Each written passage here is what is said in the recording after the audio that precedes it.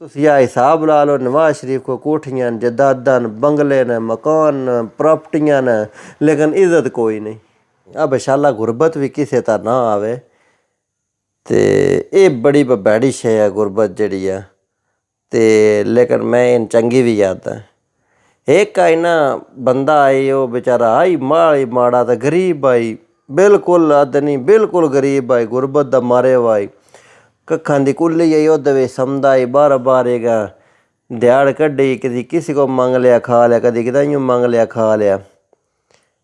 उसने एक ध्याड़े अपने हालात तो तंग आया, उस आख्या मौला गुरबत ना किसी ने देवी, गुरबत बंदे बंदा नौ समझदी, ये पैसे यही जे कोई समझदा। लेकिन उस ना दो त्रै गल्लां जेह्ड़ियां कीतियां ना बड़ियां अहम कीतियां। उस आख्या गुरबत जेह्ड़ी नहीं इहदे विच सुख कोई नहीं होंदा, तो लेकिन ओह्दा सुख किवें बनेआ आओ मैं तुहानू अज लै चलां।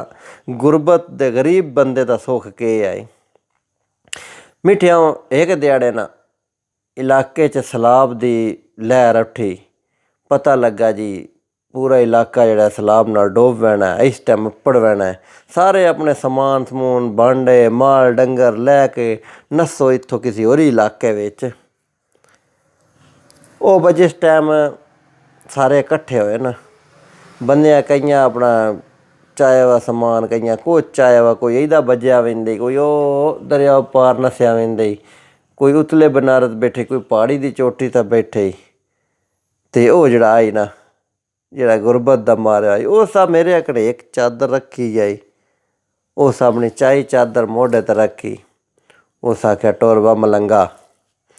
ओह् टुरदा गया जाके ओह् प्हाड़ी दी उत्थां आखरी चोटी उत्ते जाके ना उत्थां बैठा ना, जिस टाइम थल्ले वेख्यो कोठियां आह्ले, महल्लां आह्ले, वड्डियां घरां आह्ले, अंज निकलिया वेंदा कोई अंज निकलिया वेंदा।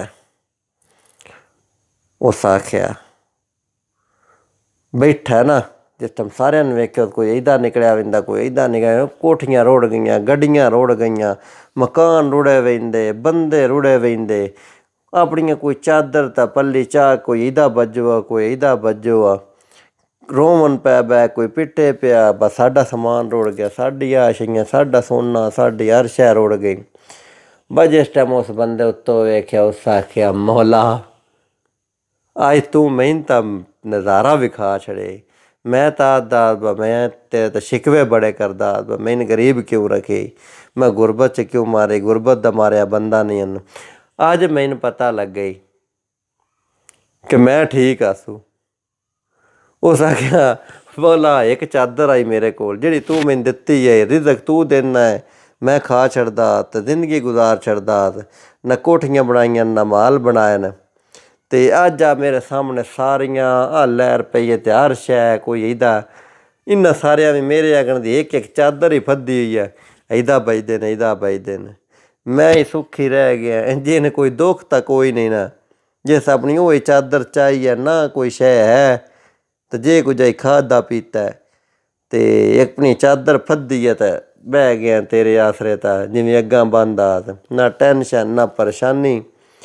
तां मिट्टिया गल सुनाने दा मकसद एह् है, अगर तुसी गुरबत विच हो, अगर तुसी गरीब हो, माड़े हो, जे कुछ भी हो, लेकिन एक ज़हन च रखेआ है हर बंदे तां अल्लाह अजमैश लै आंदा है। गरीब बंदे दी गुरबत जेह्ड़ी होंदी है ओह्दे विच भी अल्लाह कोई ऐसे कम्म ले लैंदा है कि ओह्दा जन्नत दा इक सहारा बन पैंदा है, जन्नत वैणा दा इक जरिया बन पैंदा है।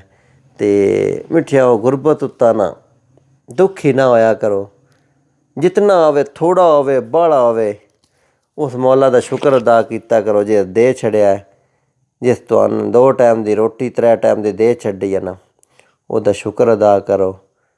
थोड़ा होवे बाहला होवे एह् रब दी देन होंदी है। अल्लाह चाहे तां कोठियां आह्लेआं नू थल्ले जुगियां ही लिया छड्डदा है, जे चाहे तां जुगियां आह्लेआं चा कोठियां पा सकदा। मिट्ठेआ इज्जत जेह्ड़ी नहीं होंदी, इज्जत हमेशा इज्जत अपनी संभाल के रखो, इज्जत बड़ी वड्डी शै होंदी है। तुहाडे कोल कोठियां तुहाडे कोल माल न, जे तुहाडी इज्जत नहीं तुहाडी कदर नहीं ना मुड़ ओह्दा कोई फायदा नहीं। हुण तुसीं आ हिसाब ला लो, नवाज शरीफ को कोठियां न, जदादां न, बंगले न, मकान न, प्रॉपर्टियां न, लेकिन इज्जत कोई नहीं। ਉਹਨਾਂ ਜਦਾਦਾਂ ਬੰਗਲਿਆਂ ਦਾ ਕੀ ਫਾਇਦਾ।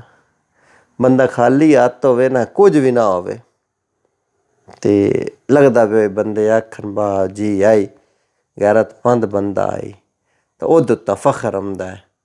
ਅਤੇ ਇਸ ਵਾਸਤੇ ਇੱਥੇ ਮੈਂ ਆਪਣੀ ਗੱਲਾਂ ਡਕਦਾ। ਰੱਬ ਸੋਹਣੇ ਦੇ ਹਵਾਲੇ।